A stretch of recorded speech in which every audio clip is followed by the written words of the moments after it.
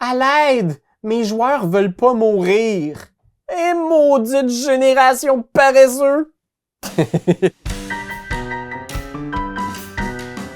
Ben oui, est-ce que ça vous est déjà arrivé d'accueillir un groupe de joueurs et d'avoir un joueur qui vous fait la demande spécifique de ne pas tuer son personnage? Ça se peut, hein? Je veux dire, pour 1000 raisons, on imagine que, je sais pas, mais, il peut y avoir un attachement émotif à son personnage, peut-être qu'il a traversé des choses difficiles dans sa vie, puis qu'il n'a pas le goût d'avoir à traverser le deuil de quelqu'un, même imaginaire. Est-ce que c'est un drame? Parce que là, je sais, il y a plusieurs, vieux de la vieille, qui, pour eux, Donjon Dragon, il faut que ce soit mortel. Si ton personnage ne peut pas mourir, il y a juste aucune façon que l'activité soit agréable, plaisante pour qui que ce soit. J'aimerais ça vous faire quelques propositions aujourd'hui, que ce soit parce que vous jouiez avec des enfants, des nouveaux joueurs, ou des gens justement qui vous font la demande, poliment, de ne pas tuer leur personnage, parce que ça arrive. Moi, en tout cas, ça m'est arrivé personnellement d'avoir des gens qui m'ont dit comme « Hey, je préférais ne pas mourir parce que je l'aime beaucoup puis j'aimerais ça pouvoir aller dans la prochaine campagne avec ce personnage-là. » Qu'est-ce qu'on peut faire avec ça? Est-ce que ça tue le jeu? Est-ce que le fait qu'un personnage ait un plot armor ou une armure narrative qui ne puisse pas mourir, est-ce que réellement ça va gâcher votre fun en tant que MJ et surtout le fun des autres joueurs autour de la table? Moi, j'ai l'impression que la première chose à dire, c'est que tout est possible. Donjon Dragon, puis le jeu de rôle, c'est un univers où il n'y a rien d'impossible. Fait que oui, bien sûr, si tu me fais cette demande-là, je vais travailler avec toi et avec le groupe pour que ce soit quelque chose que tu vas pouvoir vivre. Je vais pas te forcer à tuer ton personnage puis à déchirer ta feuille. Pourquoi je ferais ça? Je suis pas un méchant psychopathe. Alors, comment est-ce qu'on peut faire ça? Parce que bien sûr, la plupart des gens, je pense, sont d'accord avec le fait d'avoir du danger dans leur partie de jeu de rôle. Il y a plein de façons d'intégrer du danger, mais d'enlever du danger, ça c'est moins évident, j'ai l'impression. La première chose, c'est de mettre tout le monde au courant, je pense. Vaut mieux ne pas garder ça secret pour ne pas créer d'animosité ou le sentiment d'injustice que le personnage de Benjamin soit immortel, mais que tous les autres peuvent mourir. Comme maître de jeu, vous allez jongler avec quelque chose de difficile aussi. La façon la plus simple de faire ça, c'est de créer un scénario qui ne nécessite pas de violence, où la vie des joueurs ne sera pas en jeu. Mais là, c'est impossible! Mais là, come on, un petit effort, vous allez voir autour de vous, il y a plein d'exemples dans la fiction, de grandes aventures, de grands poèmes, de séries télé, de nouvelles, où les personnages vivent des situations tendues, où le risque, c'est pas nécessairement de mourir.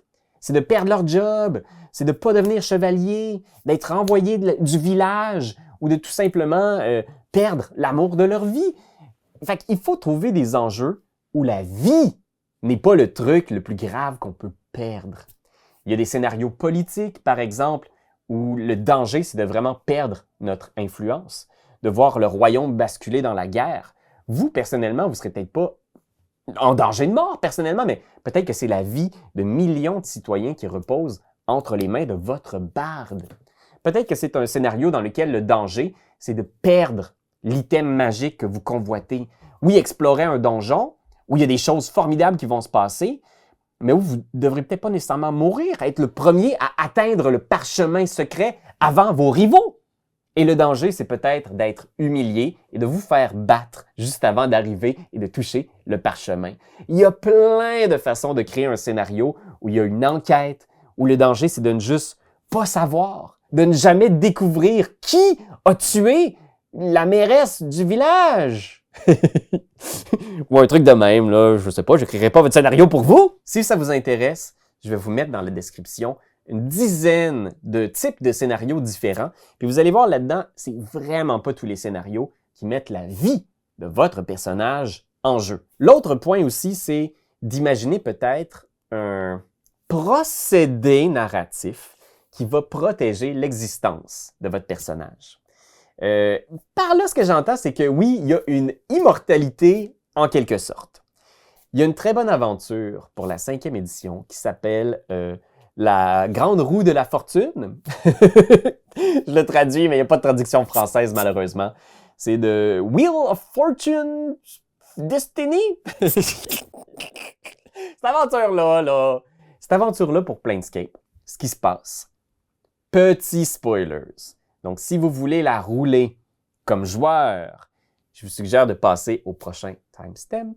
Mais si vous êtes un maître de jeu et que vous cherchez une inspiration pour avoir un joueur immortel, allez voir le glitch de mortalité de cette aventure de Planescape-là. L'idée, c'est que quelque chose qui se passe dans le multivers, puis le procédé, c'est que dès que quelqu'un meurt, il se réincarne instantanément dans une version alternative de lui-même. Donc, vous gardez les règles as is. Il se bat contre des monstres, il y a des pièges, mais dès qu'un de vos personnages meurt, il se réincarne dans une version alternative, qui connaît la samba, qui a une moustache, qui collectionne les chapeaux, ou qui a une autre classe de personnage, qui est une autre espèce, peut-être, qui vient d'un autre plan d'existence. Fait que c'est vraiment chouette parce que soudainement, la mort devient quelque chose d'attrayant, où t'es comme, hey, regarde, au pire, c'est pas grave si je meurs, je vais me ressusciter tout de suite. Mais en même temps, ça devient étrange, parce que plus vous mourrez, plus vous êtes spécial. T'sais, vous êtes dans plein d'autres versions de vous-même qui sont peut-être des échos de qui vous êtes. Fait que c'est peut-être aussi des occasions de roleplay pour explorer d'autres facettes de votre personnage.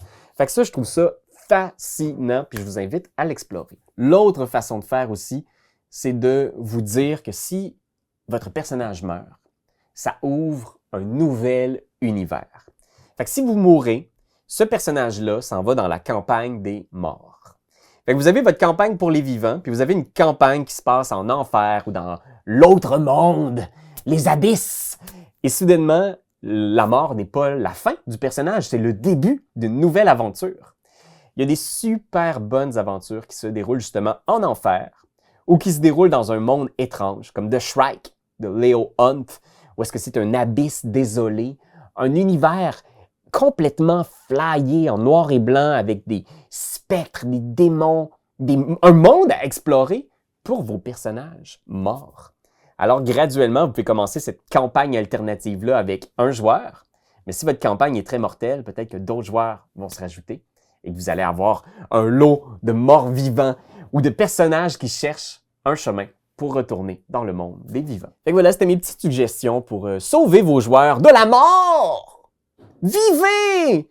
Profitez-en pendant qu'il est encore temps parce que c'est juste dans D&D que ça marche, ça. C'est triste, mais c'est vrai. Fait que voilà, écoutez, merci d'avoir été là et d'écouter ces conseils-là. Ça se peut que vous entendiez des petits bruits, là, on fait des rénovations, là. On est en train de construire un espèce de palais pour Raph. Puis ça, on fait ça avec l'argent de notre Patreon.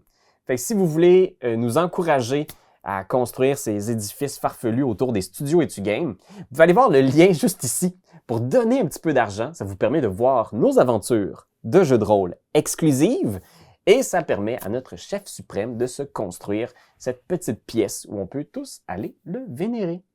Fait que voilà. Puis je terminerai la vidéo en disant longue vie à notre Seigneur Raphaël.